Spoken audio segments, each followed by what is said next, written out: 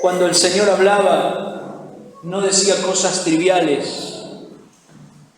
Cuando Jesús hablaba, decía cosas profundas, cosas que afectaban la vida del ser humano. No andaba diciendo pavadas por ahí. No estaba diciendo cosas que la gente quería escuchar. Jesús estaba diciendo lo que el Padre quería que Él dijera. Yo esto lo dije muchísimas veces, un falso profeta es todo aquel, un falso profeta moderno, es todo aquel que dice lo que la gente quiere escuchar y no lo que Dios quiere decir. Todo aquel que dice lo que la gente quiere escuchar y no lo que Dios quiere decir se transforma en un falso profeta de este tiempo.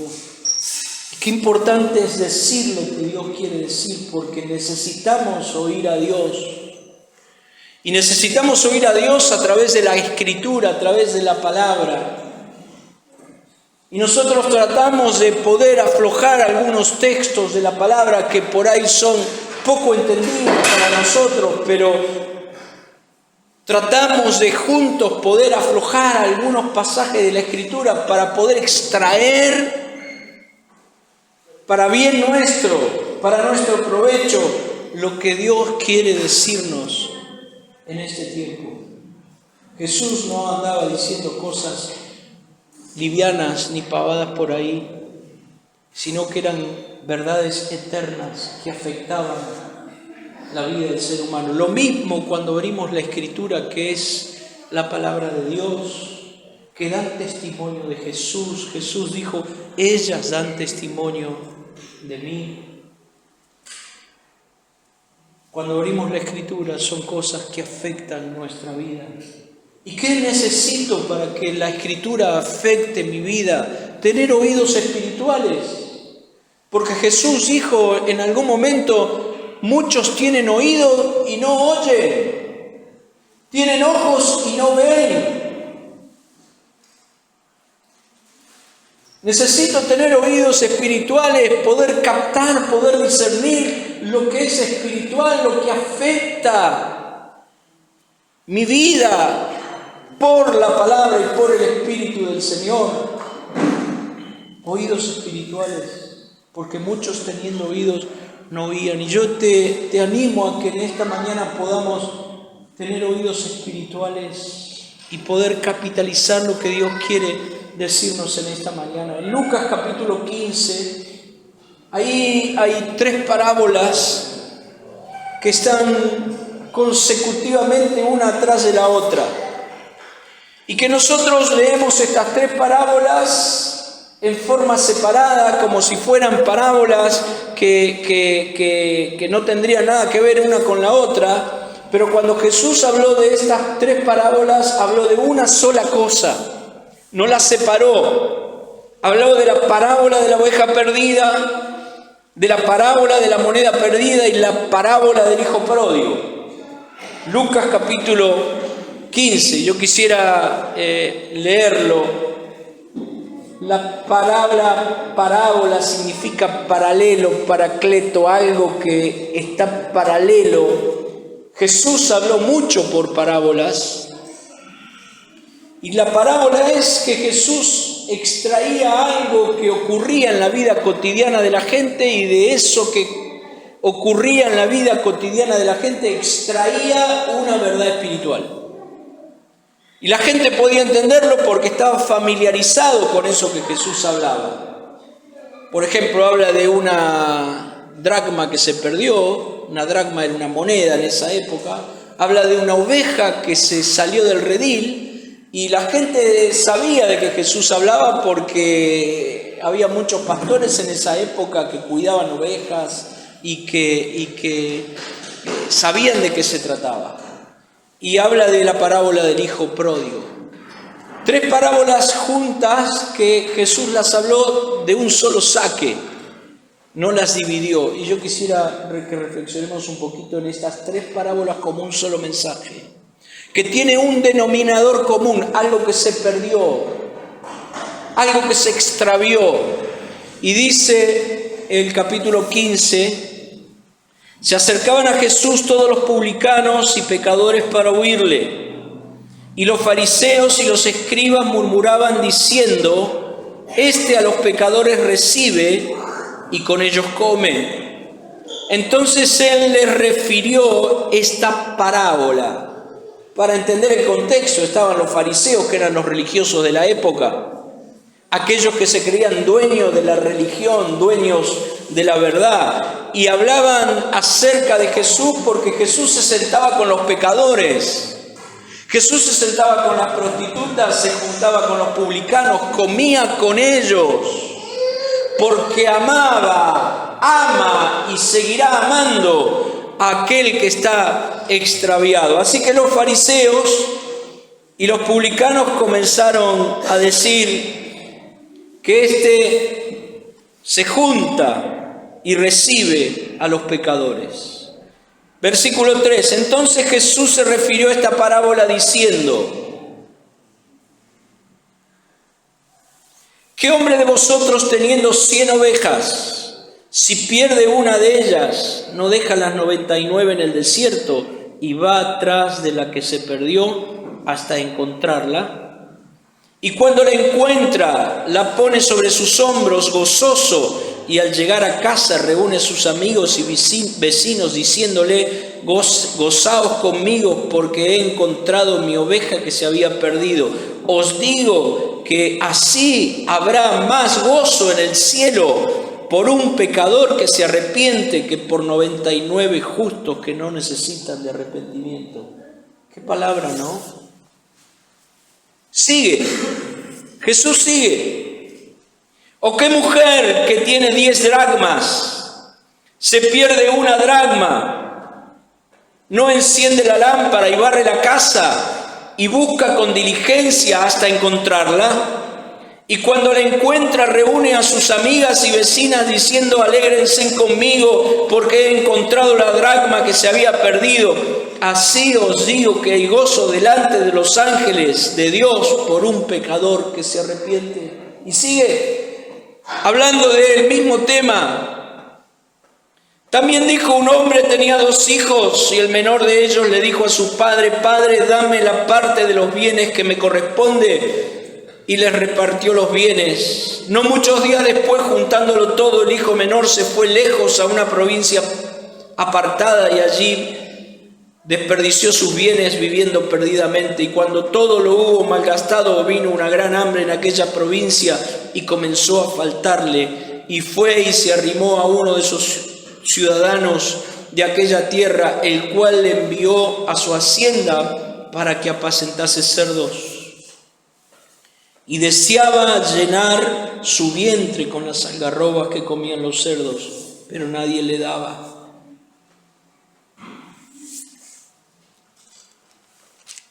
Versículo 17. Y volviendo en sí, dijo: ¿cuántos jornaleros en la casa de mi padre tienen abundancia de pan, y yo aquí perezco de hambre? Me levantaré, iré a mi padre y le diré: Padre, he pecado contra el cielo y contra ti, ya no soy digno de ser llamado tu hijo, hazme como uno de tus jornaleros. Y levantándose vino a su padre, y cuando aún estaba lejos lo vio su padre y fue movido a misericordia, corrió y se echó sobre su cuello y le besó. Y el hijo le dijo: Padre, he pecado contra el cielo y contra ti, y ya no soy digno de ser llamado tu hijo. Pero el padre le dijo a sus siervos: sacad el mejor vestido y vestidle, y poned un anillo en su mano y calzad sus pies, y traed el becerro gordo y matadlo, y comamos y hagamos fiesta, porque mi hijo muerto era y ha revivido, se había perdido y es hallado. Y comenzaron a regocijarse. Hasta ahí nomás, porque la parábola sigue. Y podríamos hablar mucho acerca de esta parábola del hijo pródigo. A mí me da una tentación enorme de profundizar mucho más en esta parábola, pero yo quisiera hablar de un denominador común en las 3 parábolas, que son un solo mensaje, que es encontrar lo que se perdió, encontrar lo que se había perdido. Es interesante que el padre no le reclamó nada, ¿verdad? Yo, si hubiese sido el padre de este hijo que le pidió la parte de la herencia mientras vivía y después la malgastó, cuando el hijo volvió, lo hubiese esperado al costado del camino y hubiese dicho, bueno, pasá, bañate, cambiate, después vamos a hablar. Sin embargo, el padre lo abrazó, lo besó, hizo matar el becerro más gordo, hizo que le pongan vestidos nuevos, calzado nuevo, anillo en su mano, para restaurar que era parte de la familia y de la casa. Miren la figura central de la parábola del hijo pródigo. Esto lo digo de pasada porque no es mi tema en esta mañana. No fue el hijo pródigo, no fue el hermano, los dos, la verdad, eran dos sátrapas. La figura central de la parábola del hijo pródigo es el Padre, es el amor del Padre, la misericordia del Padre, que todo el tiempo estuvo junto al camino esperando que ese hijo vuelva, y cuando volvió lo abrazó, lo besó, le hizo fiesta y dijo, este es mi hijo que estaba perdido y ahora fue hallado, estaba muerto y ahora vive. El amor del Padre, que es el mismo amor de Jesús y que es el mismo amor del Espíritu Santo que habita en cada uno de nosotros. Les decía que las parábolas son hechos cotidianos que la gente estaba familiarizado a vivir y a ver, y donde Jesús extrae una enseñanza espiritual comprensible para aquellos que estaban escuchando. Cuando uno lee una parábola es como si se abriera una ventana y comenzamos a comprender algunas verdades del reino de los cielos de una manera diferente. Es como si uno abre una ventana, algo que estaba oculto, algo que no entendía, algo que no percibía, pero cuando se abre esa ventana empiezo a comprender algunas cosas. Pero cuando profundizamos un poco más, deja de ser solo una ventana para transformarse en un espejo. La palabra de Dios es un espejo que nos confronta con Dios y nos confronta con nosotros mismos, y con la misma palabra, donde podemos vernos reflejados a través de estos hechos. Y de esto se trata, de vernos en esta mañana, de vernos. Y yo te animo a que no pienses en otro, sino que trates de verte vos y que yo trate de verme a mí a través de este relato de la palabra de Dios. Siempre digo que lo que comparto no lo comparto como aquel que habla para otros, sino que yo mismo necesito verme reflejado, iluminado por la palabra del Señor. Se trata de vernos a la luz de la palabra de Dios para poder encauzarnos en sus propósitos y que su palabra y su espíritu puedan transformar nuestra vida en esta mañana y en los días que vienen por delante. 3 parábolas con un denominador común: recuperar lo que se perdió, lo que se extravió. En la primera parábola es una oveja, en la segunda parábola es una moneda, una dracma, y en la tercera es un hijo. Y esto revela que lo más importante para Dios es una persona. Es tu persona, es mi persona. Yo estoy completamente seguro que si yo hubiese sido el único pecador sobre esta tierra, el único extraviado, el único perdido, el único que vivía sin Dios, sin Cristo y sin esperanza, Cristo hubiese venido tan solo por mí, porque su corazón, su palabra revela esto. Que su amor es inalterable, que nos ama profundamente y al máximo todo el tiempo, a tal punto de no escatimar a su propio Hijo para alcanzar tu vida y para alcanzar la mía. Para Dios lo más importante es una persona, tu vida y mi vida, a tal punto que en la primera parábola dice que el pastor deja las 99 ovejas y va en busca de una. En la segunda parábola, la mujer pierde una dracma y dice la Escritura que prende la luz, barre la casa, da vuelta a la casa para recuperar esa dracma sin importarle las 9 restante que tenía en su poder. Y la tercera la gran fiesta que arma el Padre, porque es así que fue una gran fiesta. Traigan el mejor becerro y mátenlo y hagamos fiesta. Y yo no me puedo imaginar la fiesta, la celebración. Mire si los que somos papá y mamá nos preocupa cuando un hijo está enfermo. Imagínense en el corazón de este padre con un hijo extraviado, perdido, lejos de su corazón, lejos de su amor, lejos de su casa. La fiesta que armó cuando ese hijo volvió.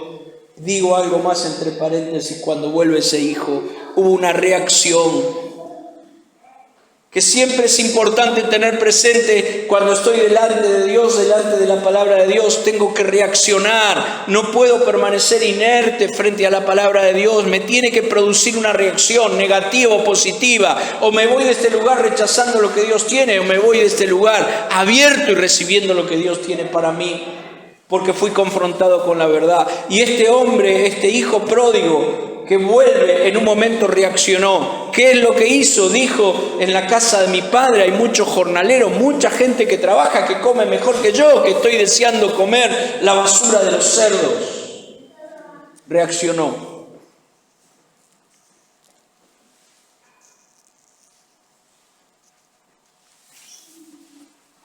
Lo segundo que hizo dijo: voy a volver a la casa de mi padre. Hay una ley de las 3 R, ¿vos te acordás? Reaccionar, renunciar, recibir. 3 R's. Lo primero que hizo es reaccionar. Lo segundo que hizo es renunciar. Dijo: me voy a volver a la casa de mi padre y le voy a decir a mi padre: Padre, no soy digno de ser tratado como uno de tus hijos, trátame como uno de tus jornaleros. ¡Qué buena reacción! ¡Qué reacción ubicada! No fue y dijo: acá vuelve el hijo, Señor, recibime como uno de tus jornaleros. Reaccionó, renunció, dejó el lugar donde estaba y se dirigió otra vez a la casa del Padre. Y la tercera R es recibió. Estuvo dispuesto a recibir lo que el Padre tenía para él. Este es un principio, una ley espiritual: reaccionar, renunciar, recibir. Amén. Así que este hijo perdido en un momento reaccionó, renunció y recibió lo que el Padre tenía para él. El corazón de Dios late por uno, por solo uno que está perdido.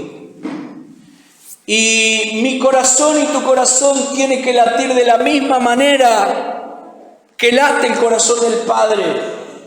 Nuestro corazón tiene que estar lleno de lo que llena el corazón del Padre. Nos tienen que preocupar las cosas que le preocupan al Padre y nos tienen que alegrar las cosas que alegran al Padre.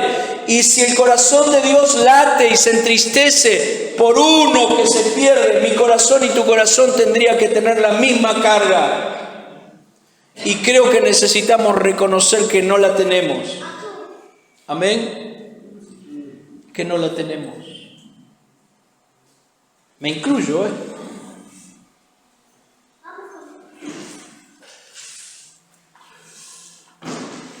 El corazón de Dios late por uno que se perdió. Alguien que todavía no tuvo la bendición que tenés vos y que tengo yo, de estar en Cristo, de habernos encontrado con Jesús. O por alguien que en algún momento disfrutó una relación con Jesús y con su familia, con su cuerpo que es la iglesia, y hoy por distintos motivos no está. Es un extraviado, es un perdido. En la jerga religiosa evangélica nosotros llamamos a esto muchas veces apartado. Por algunas circunstancias se extravió, se alejó, se apartó. En una oportunidad el Señor me dijo, yo estaba orando, y me dijo: ¿qué es un apartado para vos? Y me dijo, y yo le dije, un apartado para mí es alguien que dejó de tener comunión con vos y dejó de tener comunión con el cuerpo de Cristo, con la iglesia. Y él me dijo algo que temblé. Me dijo, empecé a orar no por los apartados que están afuera, sino todos los apartados que están adentro del salón. Porque dentro del salón hay mucha gente que ya no tiene comunión conmigo y no tiene comunión unos con otros. Están en el salón, pero viven como apartados. Puedo estar en todas las reuniones y vivir como un extraviado. Amén. Pues yo estaba orando por los apartados, los que ya no estaban. Y me dijo, empecé a orar por los que están adentro, porque están viviendo como extraviados. Porque ya no tienen ni comunión conmigo, ni tienen comunión con el resto del cuerpo de Cristo. Un apartado es alguien que dejó de tener comunión con Dios y dejó de tener comunión con el cuerpo de Cristo. Relación profunda, vital, experimental con Dios y relación profunda con el hermano, un apartado. Y a veces podemos estar en la casa del Padre perdidos y podemos estar en el redil extraviados y podemos estar en la casa y estar como una dracma que se perdió. ¿Se entiende? Al buen entendedor, pocas palabras. En el inicio de Lucas capítulo 15 nos clarifica por qué Jesús habla de estas tres parábolas. Mientras Jesús se relacionaba con los publicanos y los pecadores, los judíos y los fariseos comenzaron a criticarlo y decían, mira este que se relaciona con gente que es indigna, porque para el pueblo de Israel, para el pueblo judío, todo aquel que no era judío es indigno, es un cerdo, así lo calificaban, que no merecían esta relación. Y comenzaron a criticar a Jesús porque Jesús se relacionaba con las prostitutas, con los pecadores, con los publicanos. Un publicano era, que nosotros hablamos de un publicano para entender lo que era un publicano, era un cobrador de impuestos judío que cobraba impuestos para Roma, era un traicionero a su patria, a su pueblo, alguien que traicionó a su pueblo, a su patria, a su paisano. Así que era una persona totalmente repudiable. Mateo era un publicano que cobraba impuestos. Qué tremendo, ¿verdad? Que Jesús tiene discípulos como Mateo, que ninguno de nosotros hubiese pensado en reclutarlo en sus filas. Pero Mateo tuvo un encuentro detrás del banco de los tributos, dice la Escritura. Tuvo un encuentro tan impactante con Jesús. El Espíritu del Señor, lo que irradiaba el Señor fue tan impactante. Solamente le dijo, sígueme. Y Mateo, dejando el banco de los tributos, dejó todo y lo siguió. Es el que nosotros hoy tenemos, el Evangelio de Mateo, el que narra el primero de los evangelios, un publicano convertido, transformado, alguien que la gente despreciaba, desechaba. Jesús comía con ellos, Jesús compartía con ellos, Jesús ama a aquel que todavía no le conoce y se involucraba por ese deseo de salvarle y de atraerle hacia él. Para entender el contexto, comenzaron a criticarlo a Jesús y decían, ese se relaciona con gente indigna, todo aquel que no cumplía con los detalles de la ley tradicional de los fariseos lo consideraban indigno, no merecedores del favor de Dios. Los fariseos no se alegraban si un pecador se arrepentía y se volvía a Dios, sino todo lo contrario, querían el castigo y la destrucción de aquellos que no cumplían con la ley. No conforme con esto, se escandalizaban si alguien se relacionaba con ellos. Yo digo, ¿cuánto nos parecemos a los religiosos y a los fariseos de esa época, que en vez de ir detrás de aquel que se extravió o aquel que está extraviado, muchas veces pensamos, bueno, Si está viviendo esto, se lo merece porque, ¿verdad? A veces, yo sé que ninguno de nosotros va a decir así, pero pensamos así, ¿verdad? En vez de ir detrás, procurando siempre salvar, motivado por el amor. Este es el corazón del Padre, el corazón de Jesús, el corazón del Espíritu Santo. Es interesante que la oveja que se extravía estaba en el redil, no estaba fuera del redil.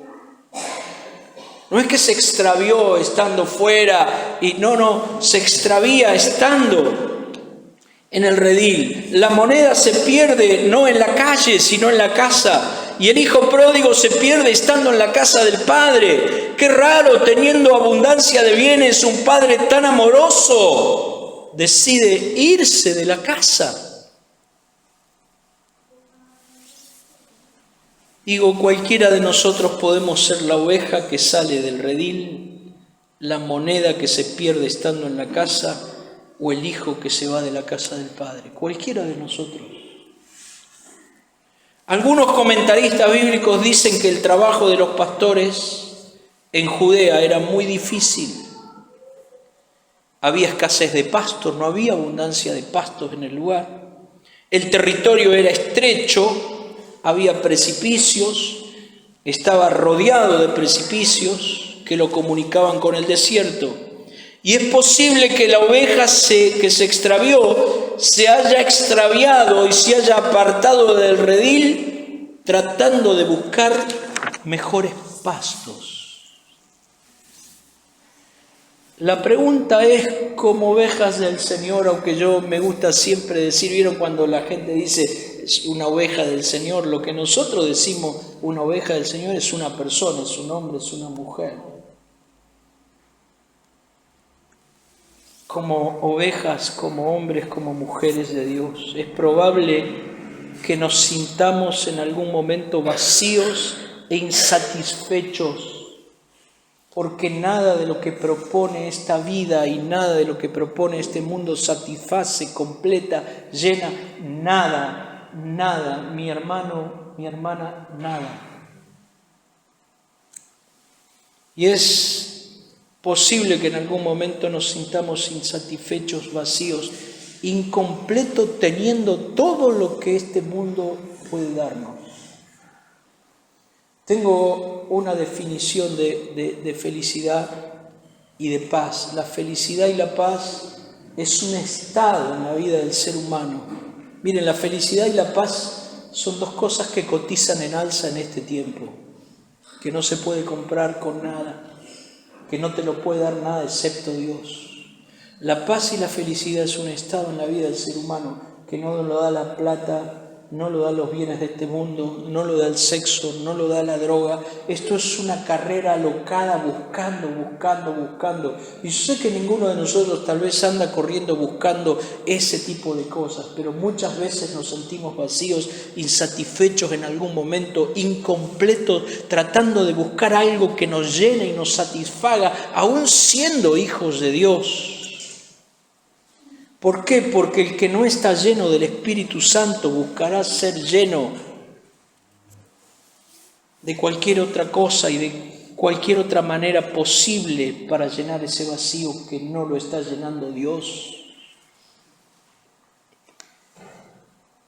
Alguien dijo una vez, el ser humano tiene un vacío que tiene forma de Dios.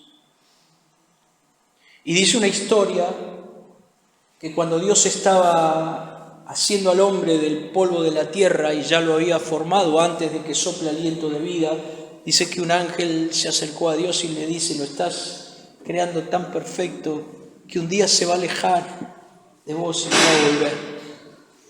Y Dios le dijo, yo dejé un vacío adentro del ser humano que solo tiene forma de Dios. Y por más lejos que se vaya, en algún momento siempre va a volver, porque ese vacío solamente lo voy a llenar yo. Y todo ser humano tiene un vacío existencial que solo puede llenar Dios, que no lo llena la plata, ni los bienes de este mundo, ni el sexo, ni la droga. Estas son todas expresiones tratando de llenar un vacío que no lo llena nada. que solamente lo llena Dios. Por eso aquel que no está lleno del Espíritu buscará llenar ese vacío de todas las maneras posibles, y una de ellas es estar todo el tiempo, porque esto lo compartí hace un tiempo en un encuentro de jóvenes, estar todo el tiempo, yo sé que no estoy hablando de una cosa rara porque nos pasa todo el tiempo online.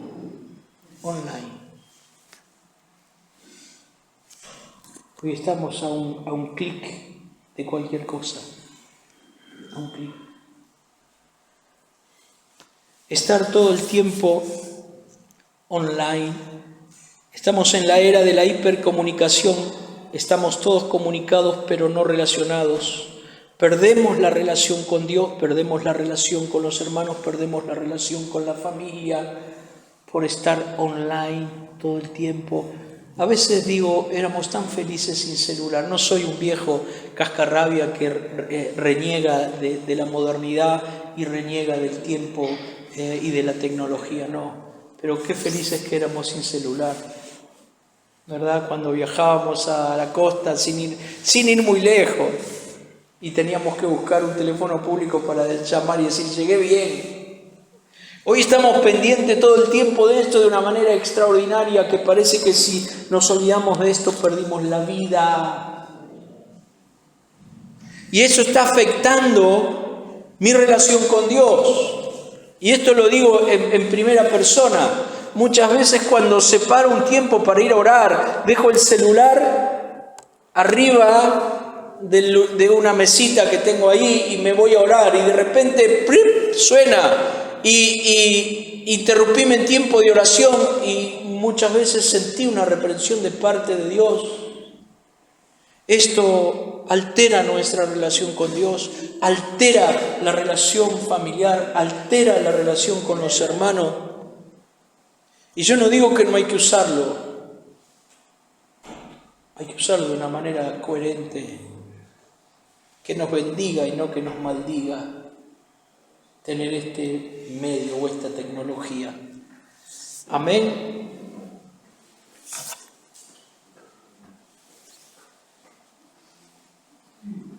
Encontramos de acuerdo a lo que buscamos. Dijimos que la oveja era muy probable que salió del redil buscando mejores pastos. Jesús dijo, al que golpea se le abrirá, el que busca halla, y el que tiene sed venga a mí y beba. Uno encuentra lo que está buscando. Y la pregunta es, ¿qué estamos buscando? ¿Qué clase de pasto estoy comiendo? ¿Qué estoy incorporando a mi vida? ¿Qué estoy buscando? ¿Qué estoy buscando? ¿Qué estoy anhelando? Porque voy a encontrar y voy a incorporar a mi vida todo aquello que va de acuerdo a lo que estoy buscando. ¿Qué estoy incorporando a mi vida? Digo, hay tanto mundo en nosotros. Yo tengo una definición muy particular de mundo. Mundo es todo aquello que yo incorporo a mi vida, pero no contribuye para que sea conformado a la misma imagen de Jesús. ¿Se entiende? Todo lo que yo incorporo a mi vida, pero que no contribuye para que yo sea conformado a la misma imagen de Jesús, para que se cumpla su propósito en mí de ser conformado a la misma imagen de Jesús. Mundo es todo lo que incorporo a mi vida. Mundo, no estoy hablando de la gente que está en el mundo, a la cual tenemos que ir, relacionarnos, amar, involucrarnos, comer, con el fin de bendecir y de llevarlos a Cristo. Estoy hablando de los valores del mundo, de los valores que maneja el mundo. Yo digo, aún la iglesia se contaminó tanto con los valores del mundo que congregaciones enteras están escuchando y están comiendo y están incorporando a su vida un evangelio falaz, mentiroso, que lleva a la gente a que tiene que ser feliz, que tiene que cumplir sus sueños, que tiene que cumplir sus proyectos. El evangelio no tiene nada que ver con esto. En el evangelio el que tiene que ser feliz es Dios con mi vida, y como consecuencia de que mi vida está en las manos de Dios, Dios llena mi vida de paz y de felicidad. No son mis proyectos los que se tienen que cumplir, sino que ahora en las manos de Dios yo soy una herramienta, un canal para que se cumpla el proyecto de Dios. Es al revés. Es al revés. Por eso yo tengo que preguntarme qué es lo que estoy buscando, qué estoy incorporando, qué clase de pastos estoy comiendo. Hay tanto mundo en mi vida, incorporamos tanto del mundo que tiene apariencia de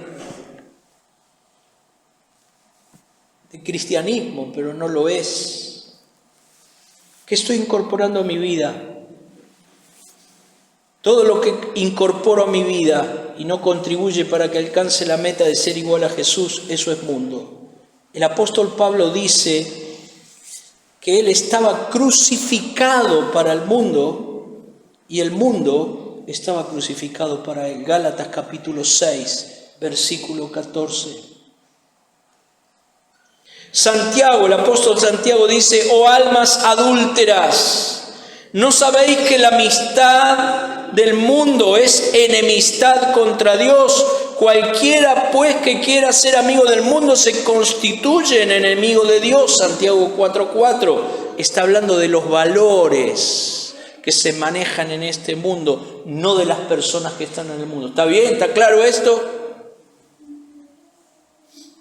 En la primera carta de Juan, en el capítulo 2, en el versículo 15, dice: no améis al mundo, ni las cosas que están en el mundo. Si alguno ama al mundo, el amor del Padre no está en él.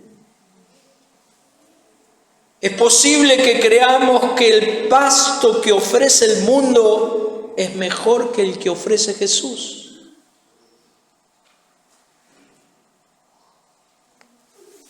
Como ovejas, si salimos del redil, una de las cosas puede ser que crea que el pasto, la comida que ofrece el mundo, es mejor a la comida que ofrece Jesús. Comida espiritual estoy hablando.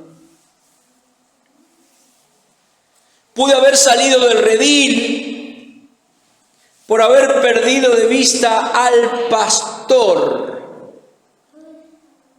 al buen pastor, al príncipe de los pastores. Jesús dijo: yo soy el buen pastor que su vida da por sus ovejas.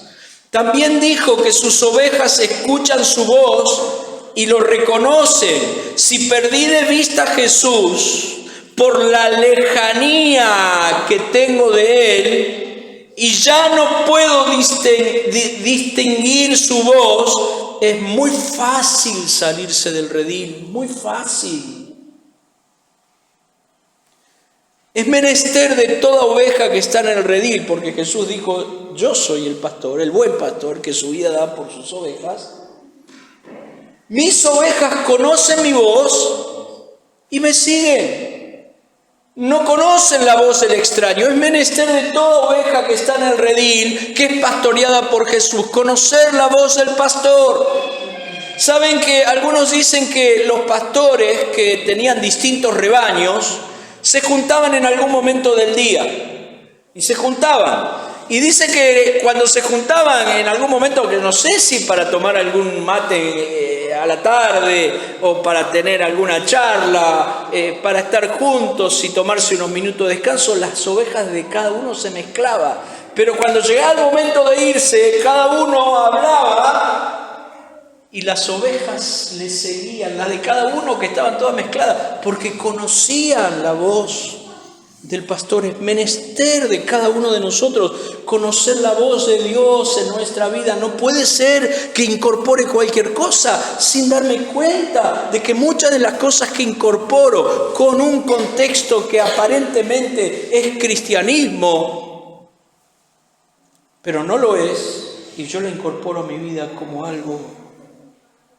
Necesito conocer su voz.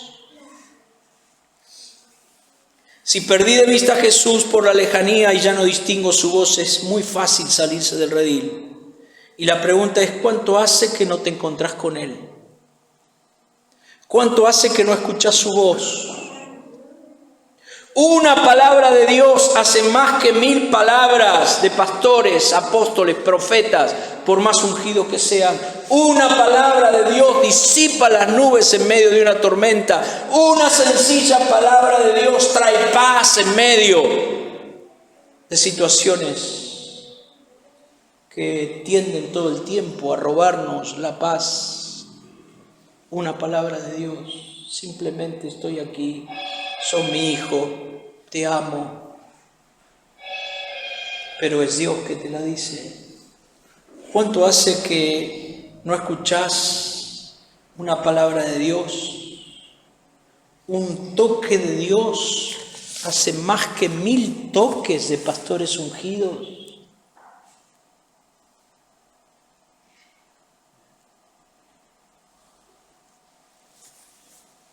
Puedo estar en todos los cultos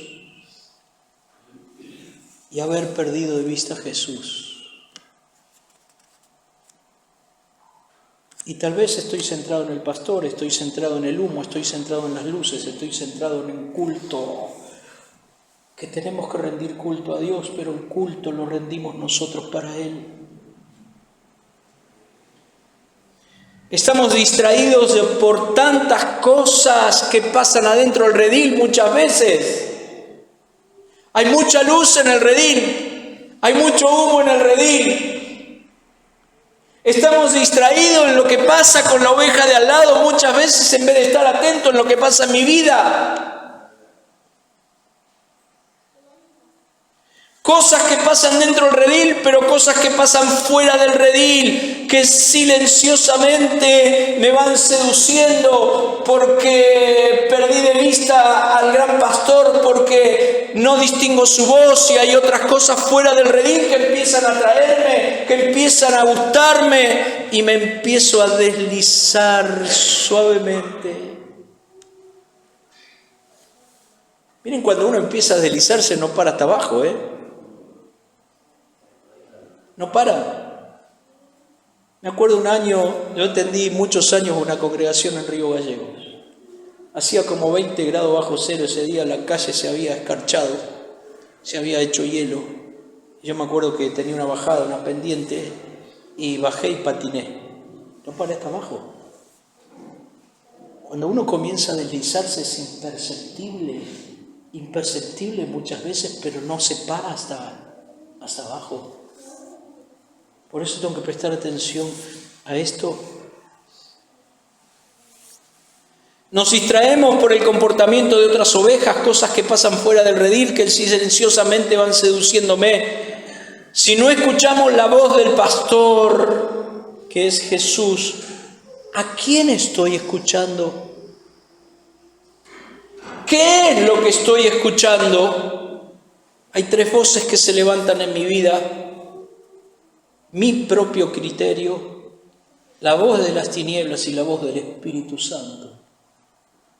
Y es mi trabajo discernir qué voz escucho y qué voz obedezco. Amén. No me quiero meter como discierno, es parte de esto, pero me extendería mucho. ¿Cómo discierno estas voces? Podemos extraviarnos por no tener vallado. Yo hablé un poco con los hermanos que las viñas en la antigüedad tenían un vallado. Las ciudades en la antigüedad tenían un vallado, tenían fortaleza, paredones muy altos. El vallado es para lo que viene del exterior no nos dañe. Dijimos cuando hablé un poco sobre ese tema, la parábola que dice un hombre tenía una viña y la cercó con vallado. El Señor Jesús dice, la cercó con vallado. Puso una torre y cavó un lagar. Tema para otro día, porque no lo hablé todavía acá, y lo hablé con los hermanos. Pero, ¿cómo cuidar lo que Dios nos dio? Y dice que este hombre, dice el Señor Jesús, tenía una viña y la cercó con vallado. El vallado es para que no nos dañe lo que está en lo exterior, lo que viene de afuera. Todo lo que Dios creó tiene vallado. Todo lo que Dios creó tiene vallado. La atmósfera, la estratosfera, la ionosfera.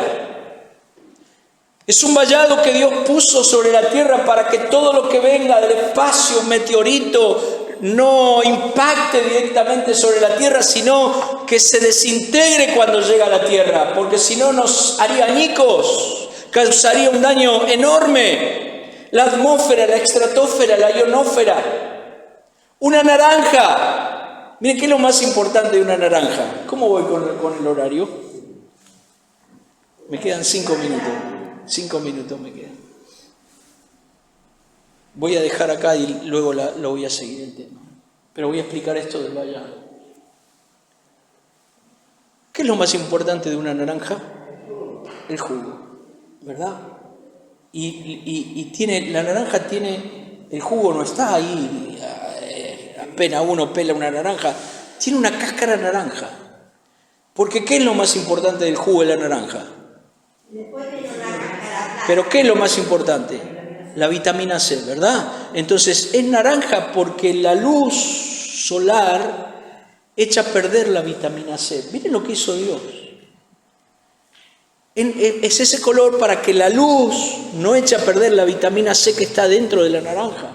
Y le puso una cáscara color naranja. Y uno la pela, pero debajo de la cáscara hay como una piel blanca, ¿verdad? No sé cómo se llama eso. Algunos dicen ollejo, pero tiene otro nombre. Y saca la piel blanca esa y ahí no está el jugo de la naranja. Tiene otra piel más finita y está dividida por gajos. Y cuando uno abre el gajo, todavía no está el jugo ahí. Tiene unas capsulitas chiquitas con una piel más finita. Adentro de esa capsulita está el jugo y en ese jugo contiene la vitamina C. Miren, cuando comas una naranja, dale gloria a Dios. Dale gracias a Dios cómo la rodeó con vallado para que vos y yo podamos aprovechar y disfrutar la vitamina C. Toda la fruta tiene vallado, tiene cáscara para que lo de afuera no penetre y no dañe lo que está dentro. Miren, y la semilla de una que es importantísimo. ¿Dónde puso Dios la semilla? Bien adentro, en el centro. Está toda rodeada con vallado. Y lo más importante de la semilla no está ahí nomás, sino que la semilla está recubierta por una capa que cuando se pone en la tierra y la humedad de la tierra rompe, pudre esa capa. Recién ahí la semilla recobra esa vida que tiene inherente y empieza a germinar. La cubrió con vallado. Un árbol tiene vallado. La corteza de un tronco tiene vallado para que lo de afuera no dañe lo que está adentro. Nosotros tenemos vallado en el cuerpo. Yo siempre digo esto. Un día me estaba duchando y me toqué un ganglio aquí, en la ingle. Y fui al médico. Y el médico me dijo, hacete una ecografía. Y bueno, me hice una ecografía. Me dijo, bueno, no es nada, tomate unos antibióticos. No, pero decime qué es. Una infección. ¿De qué? Y no sé, ¿cómo no sabes? No, me dice, puede ser que en tu piel haya habido una escoriación muy pequeña, imperceptible al ojo humano, y que por ahí se haya filtrado una bacteria que te causó una infección. Miren, la piel es un vallado, si no andaríamos en carne viva por la vida. Los órganos más importantes del cuerpo tienen vallado. Dios los rodeó no solamente con músculos, con piel, sino que le puso huesos para que el corazón, los pulmones, las vísceras no se vean afectadas por nada. El cerebro, que es un órgano importantísimo, le puso hueso, le puso pelo. Tremendo, porque todo lo que Dios hizo lo hizo con vallado. Lo único que no tenemos vallado somos los cristianos, somos nosotros. Y nos dio la opción de vivir con vallado o sin vallado. Y lamentablemente nosotros decidimos vivir sin vallado. Voy rápido, termino este punto. Me dan 2 o 3 minutos más para concluir este punto. Algunos tenemos el vallado rasgado, roto, deteriorado por falta de comunión con Dios, por falta de relación con Dios. La oración es un vallado. Otros tienen el vallado tan bajo, tan bajo. El vallado tenía que ser alto y tenía que ser profundo a la misma vez. ¿Por qué? Porque tenía que ser profundo porque si no las pequeñas zorras, ¿se acuerdan del texto de Cantar de los Cantares? Y dice, cuídense de las pequeñas zorras que echan a perder la viña. ¿Por qué? Porque las pequeñas zorras son las que comen imperceptiblemente por abajo, uno no se da cuenta. Tenía que tener el vallado cierta profundidad, pero también tenía que tener cierta altura, porque las plagas de langosta venían y arrasaban todo a la altura de lo que estaba el vallado. Por eso el vallado tenía que estar alto. Algunos tenemos un vallado tan bajo que podemos pasar de un lado al otro continuamente, del mundo al redil, del redil al mundo, del mundo al redil, del redil al mundo, todo el tiempo. Y algunos pasan todo el tiempo, y algunos viven con un pie en el redil y con un pie en el mundo. Otros lo tienen un poco más alto, con una altura hasta el cuello, que permite ver siempre del otro lado del vallado. Entonces estoy en el redil, pero mirando siempre para afuera. Jesús dijo, aquel que puso sus manos en el arado y mira hacia atrás, deseando, anhelando. Miren, cuando yo miro hacia atrás, lo que era me repugna. Me avergüenza, me entristece y digo, gracias Dios por librarme de mí mismo, por librarme de las tinieblas. Gracias por hacerme tu hijo. Yo sé dónde hubiese terminado si Cristo no hubiese llegado. ¿Vos sabés dónde hubiese llegado? Yo sé qué sería de mi vida hoy, porque cada uno conoce sus tendencias y sus debilidades. Y yo sé dónde hubiese terminado y dónde hubiese llegado si Cristo no hubiese llegado a tiempo en mi vida.